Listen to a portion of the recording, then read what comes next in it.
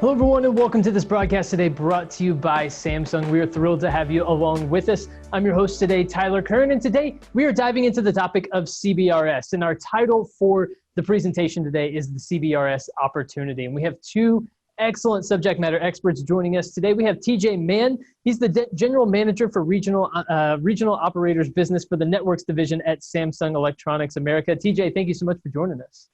Thank you, Tom. Excellent, excellent. We also have Shervin Garami. He is the CEO for TeleWorld Solutions. Shervin, thank you so much for being here. Thank you, Tyler. Excellent. Well, you guys are subject matter experts in this area, and so I'm really excited to get to dive a little bit deeper into CBRS today. So TJ, let me turn it over to you to begin our presentation today. Please take it away, TJ. Thank you. So in today's session, this is a continuation of one of several tech talks, webinars Samsung have presented on this topic of CBRS, shared spectrum, and the opportunities within this newly opened band. So we are going to be looking at some of the CBRS enterprise and operator-specific use cases that can be supported within the spectrum. We'll provide you an industry update in terms of the CBRS auction.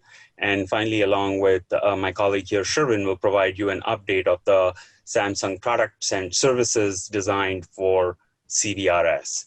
So I move on to my first slide. So this chart, most people might have seen already, but it's worth summarizing for you.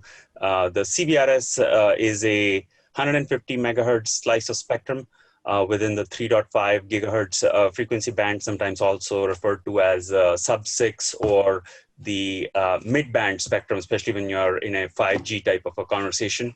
So in this case, the FCC has allocated from range 3550 to 3700 megahertz, and the 3GPP has standardized this as the TD-LTE band 48 in the US.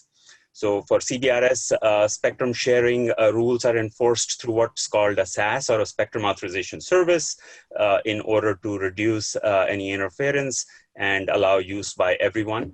A three-tier spectrum access model that you see on this chart has been developed to coordinate access between the incumbents that comprise primarily of US military users, certain types of wireless ISPs. So coordinate access between all of them. You have at the very top the incumbents. The second layer is the priority access layer, which we'll talk about a little bit more in just about a minute here. And then at the bottom, you have the general authorized access, or the GAA part of the band.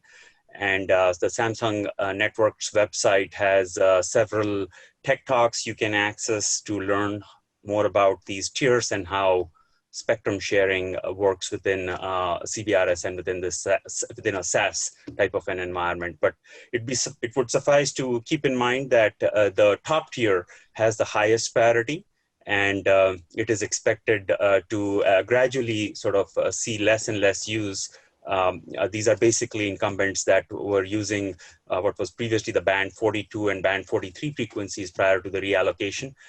But the majority of the spectrum use is going to happen in these bottom two tiers, which has about 70 megahertz of spectrum for PAL users, and then at the very bottom, the 80 megahertz for GAA, although essentially the entire GAA band can be available through the SAS if there is no incumbents present. So we also wanted to take this opportunity to provide you an update on the recently concluded FCC auction for the PAL part of the spectrum. Starting in late July, FCC conducted auction 105 to grant 10 megahertz blocks of channels for a dedicated use in a geographic area. So as just the auction is concluded now, there were a total of 271 bidders, and of those that resulted in 228 winning bids. These are companies that were granted one or more PAL licenses, and total number of licenses awarded were 20,600. And this is out of a total of 22,600 that were available across various counties as sort of these 10 megahertz blocks. I believe there were 7 licenses that were available at a county level, but a single bidder could not get more than 4 licenses that can be awarded to a single bidder. So clearly robust bidding activity, and as I noticed previously, about 76 rounds generated about $4.5 billion in net proceeds. So obviously a very successful auction, and CBRS is now ready for prime time. If you go to the FCC website or look up through Google, you can pull up a US map that shows you at a county by county level how many licenses were granted, and that should give our customers a good picture on how to plan your CBRS deployment using any PAL spectrum you might have been allocated, or using the GAA part of the spectrum based on your location and the type of use case you want to be able to support. So it's a good segue to our next slide. So here we look at some of the common use cases that customers we've been working with who have been conducting trials, or as part of their initial commercial rollouts, the types of use cases being deployed on this spectrum. So on the left-hand side of this chart, you have the most common operator use cases. Deploying CBRS fixed wireless access is the first and foremost use of the spectrum by not just by tier 1 operators, but also the regional operators. And fixed wireless home broadband solutions obviously have been around for many years, but the long distances involved from the tower to where the subscriber might be have usually required a line of sight type of a deployment. And in most cases, that means that a technician has to be sent out to install the CPE, align it with the base station. And this adds a lot of cost and complexity. And when adding a new customer account, and that has greatly limited the use of wireless solutions for broadband connectivity, where fiber and other wireless was not available. That was the only sort of place where wireless ISPs or regional operators have deployed fixed wireless. But CBRS and LTE changed that and bring fixed wireless broadband to the mass market. It's now a great alternative to wireline networks for not just high speed, but that speed being delivered at a much lower cost as compared to some of the wireline technologies that are out there. Samsung have several customers who have successfully deployed our massive MIMO technology and using that to successfully deliver a fixed wireless broadband service. The second operator use case here we're looking at is basically, it's a very straightforward capacity enhancement of the existing mobile network. This is a fairly straightforward use case where CBRS PAL spectrum can be used for carrier aggregation with an existing LTE anchor band to provide more capacity, higher speeds for mobile subscribers. So again, Samsung have CBRS products that have been deployed commercially within operator networks to support this type of a use case. As we look to the right-hand side and focus on the more of sort of the enterprise or the B2B segment, it's important to keep in mind here that most enterprises have a fairly well-deployed existing Wi-Fi network. In many cases, they have other types of wireless technologies as well, but Wi-Fi has been sort of the predominant technology within the enterprise and has served most enterprise use cases quite well over the past decade or so. However, when it comes to harsh environments or if you're looking at large outdoor type of spaces, it becomes a challenge to cover those fully with Wi-Fi. And in some cases, applications that are serving an industrial IoT use case, or in spaces, in rural places where you're looking at precision agriculture or those types of applications, it's difficult to get them covered with with Wi-Fi. And there is, although, a need for a very highly reliable network that can serve these type of environments and use cases. So CBRS-based private LTE networks with the option to upgrade to a private 5G type of network can work hand in hand with Wi-Fi to provide really unmatched levels of connectivity to enterprise customers. And it represents a great opportunity also for operators to deliver managed private LTE services to their enterprise customers. So at this point, we'd like to play a video and show you some of our solutions in action.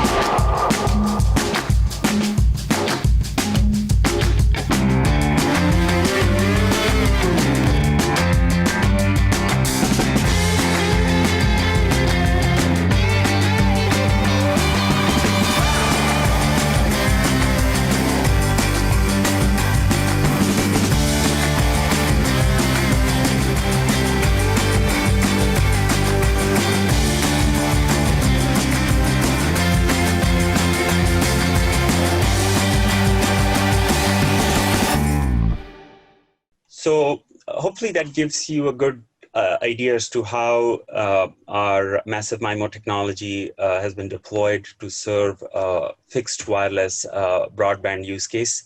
And here on this slide, we take a look at some of the CBRS products that's part of our Samsung portfolio. And our flagship products include a massive MIMO radio unit and a 20-watt remote radio head product.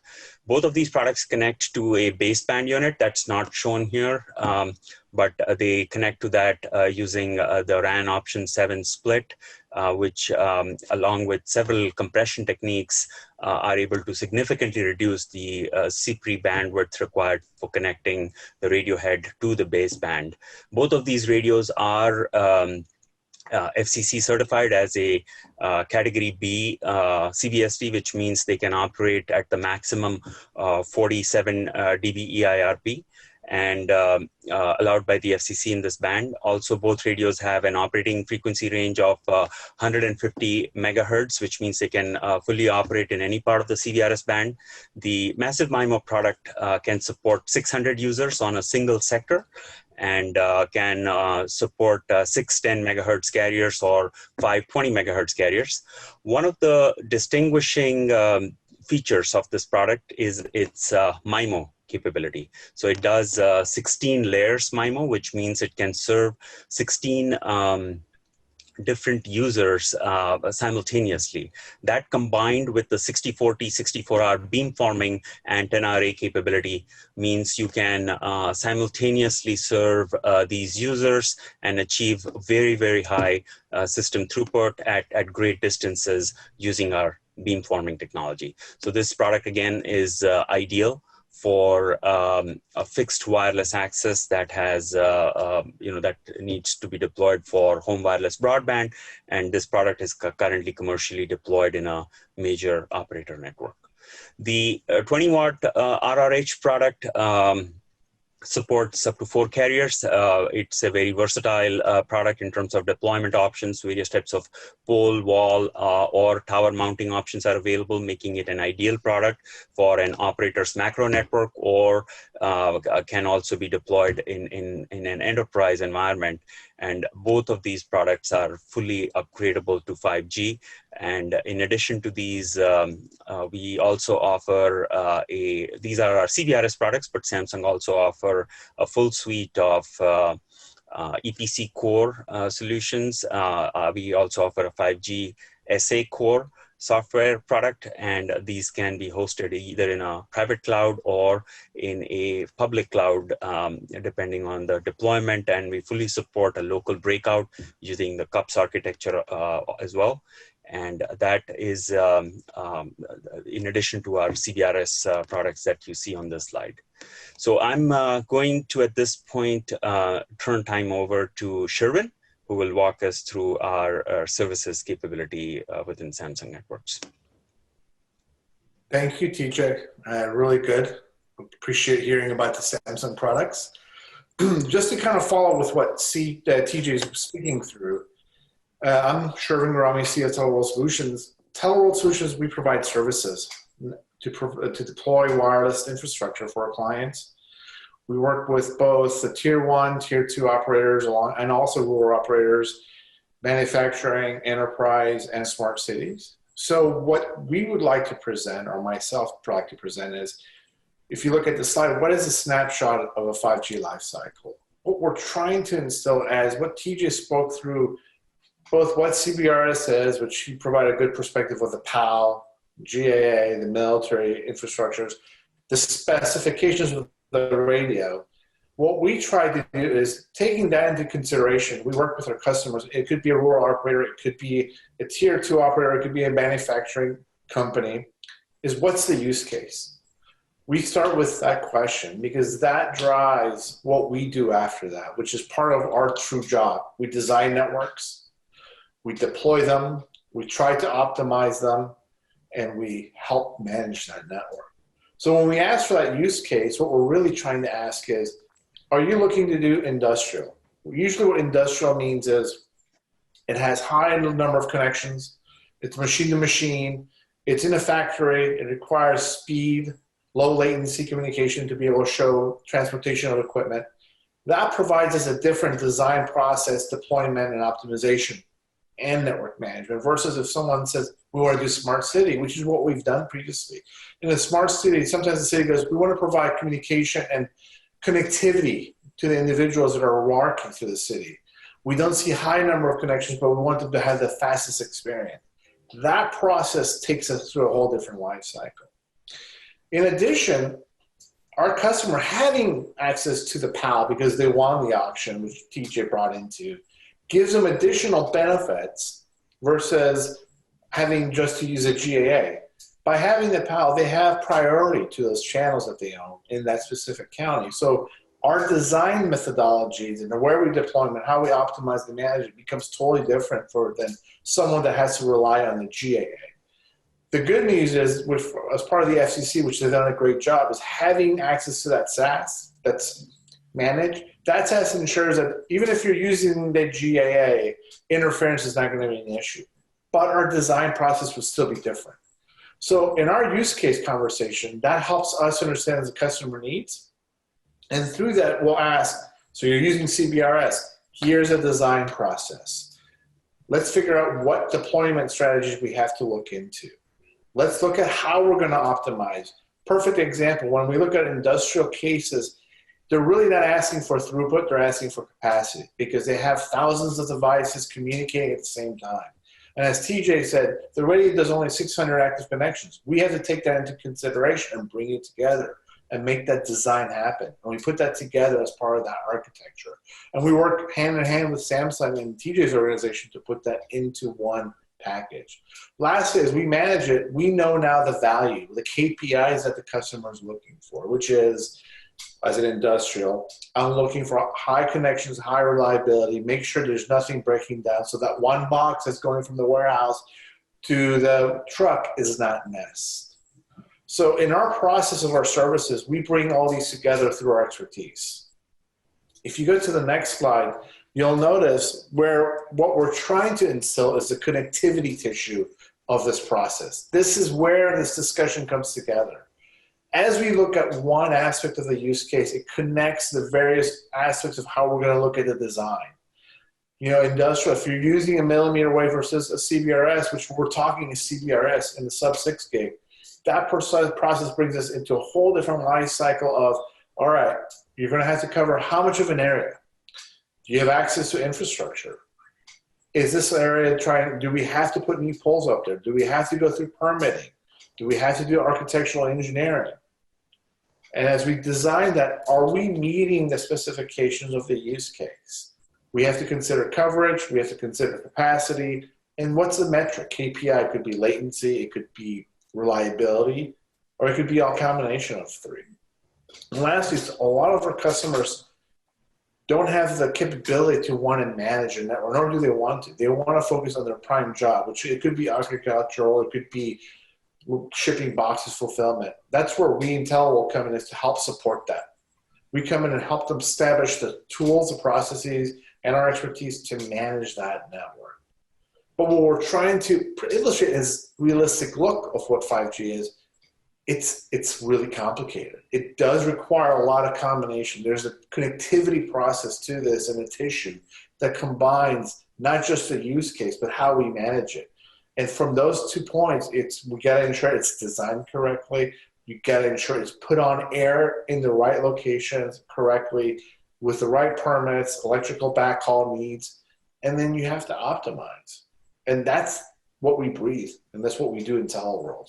So when we work with our clients, we literally walk them through this connectivity issue.